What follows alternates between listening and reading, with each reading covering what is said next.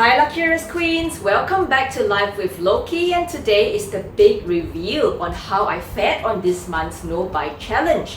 This awesome initiative and tag was started by Mary from Lumi Level Up, and I must say it has definitely been a very timely challenge for me, as I really did spend quite a lot of money in January and thought what's better than to declare to the world my intentions of a no buy challenge and see how I fare.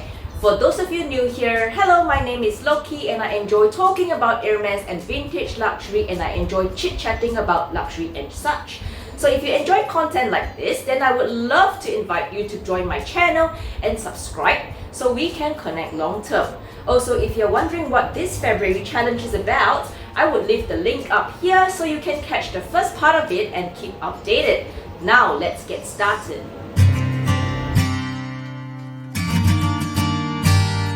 I have to say, being mindful of my spending is probably the hardest thing I can do, as I love to indulge in luxury as an escape from work stress, and don't we all? And of course, life is no fun if we are so tight on budget, because it takes the pleasures out of frivolous spending.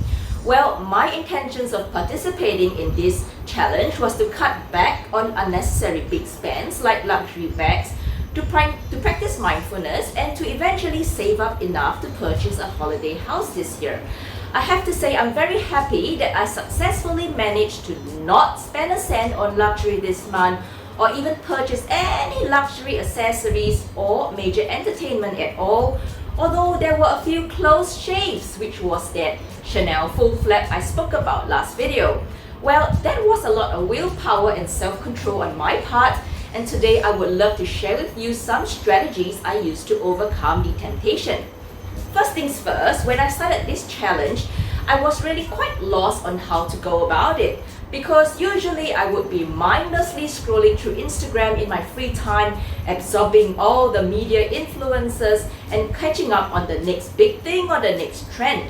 But I have been following Eileen from Colorful Noir for the longest time, even before I started this YouTube channel, and more recently, this 1 to 2 years, she has been a luxury minimalist convert, focusing more on mindfulness. Recently, she dropped a video on 10 minimalist shopping habits which I could relate to, and learned some tips from it which I would love to share. Well, there are 6 points which I found the most helpful to get me through this challenge and possibly beyond.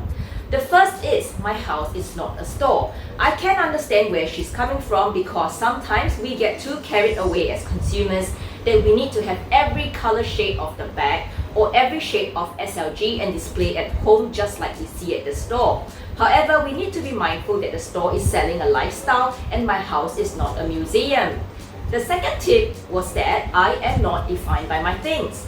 Recently, many luxury YouTubers have touched on this topic. The Birkin is as a status symbol, tag video, and we see so many opinions on it. However, the very easy assumption is that owning a Birkin defines your status and is a symbol of wealth, that you've made it in life. But I do agree with Eileen that I am not defined by my things, by the car that I drive, the house that I live in, or the bags or accessories that I have. The third and fourth is, shopping is not a hobby and to browse less. I find this very interesting, as many people take it as a pastime, and myself included. To get myself on the right footing for this challenge, I cut down a lot of time spent on scrolling through Instagram feeds, as that inevitably suggests new products and new trends. In addition, I also cleared out many Instagram accounts which are spam accounts, and to my disgust, also accounts selling fake luxury products.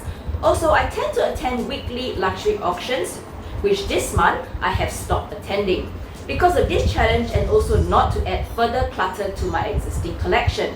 Well, after doing Caleb's neglected luxury bag tag video, I had an awakening that even in my small, neat bag collection of 20 bags, I still could pick up so many neglected bags from my collection, which, to be honest, is really embarrassing.